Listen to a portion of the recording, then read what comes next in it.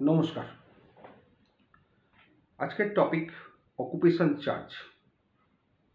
Very vital topic, কারণ এই occupation চার্জের জন্যে অনেক টেনেন্ট মামলা হারার পর স্টে নিতে চান না, কারণ স্টে নিলেই অকুপেশন চার্জ দিতে হবে as per market rate from the date of degree.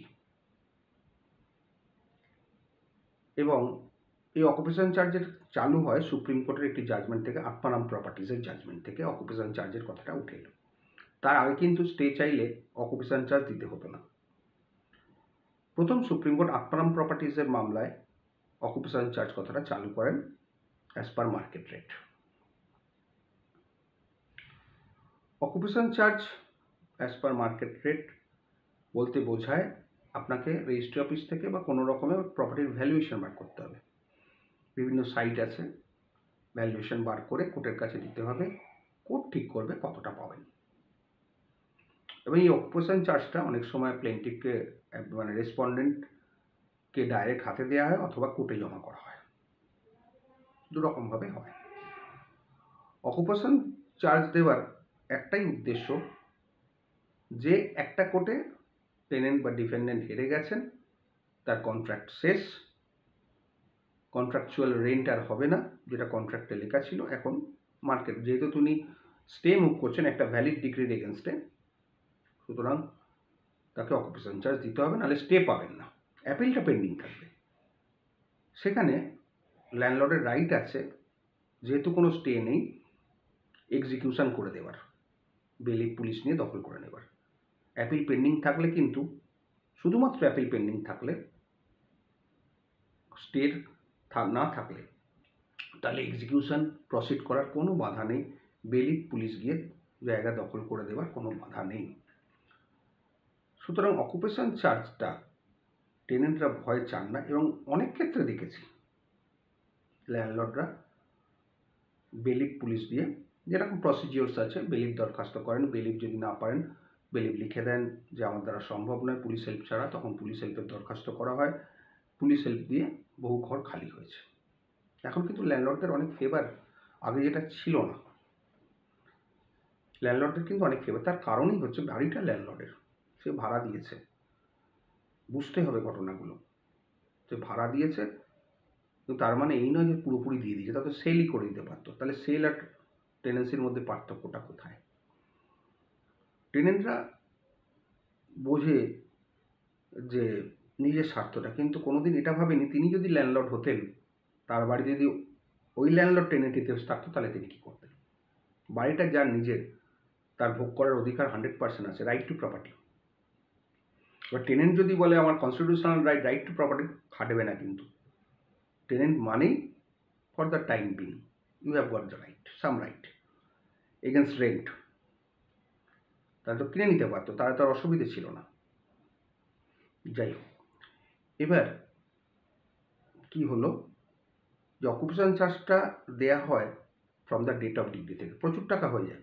যদি মাসে 10,000 টাকাও হয়, ডেট অফ ডিগ্রি থেকে ধরুন 2 বছর বাদে অ্যাপিল হলো, 1 বছর বাদে অ্যাপিল হলো, বা স্টে মুভ হলো, সেই টোটাল মাসেরটা দিয়ে দিতে হবে। না দিলে স্টে পাবে না, স্টে ভ্যাকেট হয়ে যাবে। না দিলে স্টেই পাবে না, ভ্যাকেট হওয়া তো দূরের কথা। এবং সেখানে মান্থলিটাও থাকে, যে একটা অ্যাডহক দেওয়া থাকে, তারপর মান্থলি দিতে হবে। মান্থলিও যদি না দেয় তাহলে কিন্তু স্টে ভ্যাকেট হয়ে যাবে, কারণ ওখানে লেখাই থাকে subject to payment of occupation charge month by month, otherwise stay will be vacated automatically, এই ক্লজটা দেওয়াই থাকে। এবার হচ্ছে মেন বক্তব্য হচ্ছে ইন্টারিম অকুপেশন চার্জ, সেটা ল্যান্ডলর্ড পেতে পারেন কি না।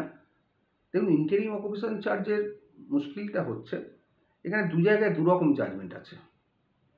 কোনো জায়গায় বলছে না, তুমি ইন্টারিম অকুপেশন চার্জ পেতে পারো না, যেহেতু মামলাটা এখনো ডিসাইড হয়নি, মামলাটা তুমি হারতেও পারো, জিততেও পারো, সুতরাং এখানে ইন্টারিম অকুপেশন চার্জ দেওয়া যাবে না, এটা একটা মত। আরেকটা মত হচ্ছে যে ইন্টারিম অকুপেশন দেওয়াটা দরকার, যেহেতু সে এনজয় করে যাচ্ছে আফটার সার্ভিস অফ নোটিস, সে স্ট্যাটুটারি টেনেন্ট, হার জিত নাই হোক, ইন্টারিম অকুপেশন চার্জটা দেওয়া উচিত, কারণ সে অতটা জায়গা এনজয় করে যাচ্ছেন without any rent, without any payment, nothing. সুতরাং ইন্টারিম অকুপেশন চার্জ দেয়া। এবার নির্ভর করবে কোর্টের ওপরে, যে কোর্টের কাছে আমরা চেয়েছি। কোর্ট যদি মনে করে দেবে, দিল। কিন্তু ইন্টারিম অকুপেশন চার্জ আর আপনার ওই যেটা occupation charge at the time of appeal দুটো কিন্তু আলাদা হবে। ইন্টারিম অকুপেশন চার্জের রেট কিন্তু কম হবে।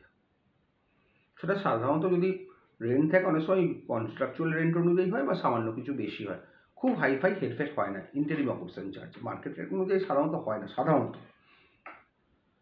ইন্টারিম অকুপেশন চার্জ চাইলে যেটা সমস্যাটা হয়, মামলাটা আরেকটু দীর্ঘায়িত হয়। কারণ আপনি যখনই ইন্টারিম অকুপেশন চার্জের অ্যাপ্লিকেশন করবেন, ডিফেন্ডেন্ট ধরুন দুটো টাইম নেবে, তারপর জবাব দেবে, 2-3টে টাইম নেওয়ার পর এদিকে আবার 3-4 মাস চলে গেল, জবাব দিল, আপনার লয়ার মনে করলে যদি রিপ্লাই দেবে, তারপরে হিয়ারিং হবে, হিয়ারিংয়েও ডিফেন্ডেন্ট 2-3বার টাইম নেবে, কোর্ট দেয়, 2-3বার টাইম দেয়, মোটামুটি 1 বছর আপনার হাত থেকে চলে যাবে। এবার আপনি যদি ইন্টারিম অকুপেশন চার্জ পেয়েও থাকেন, তখন তার এগেনস্টে হাইকোর্টে ডিফেন্ডেন্ট মুভ করবে। সেখানে হাইকোর্ট যদি মনে করে না ইন্টারিম অকুপেশন দেওয়া উচিত, তাহলে দেবে, আর যদি মনে করেন না দেওয়া উচিত, তাহলে রিজেক্ট করে দেবে। মানে আপনার 1-1.5 বছর ওই ইন্টারিম অকুপেশন চার্জের পেছনে চলে যাবে। আপনি লাভবানও হতে পারেন, নাও হতে পারেন, জাস্ট একটা জুয়া খেলা। এই হচ্ছে ইন্টারিম অকুপেশন চার্জ আর অকুপেশন চার্জের পার্থক্য।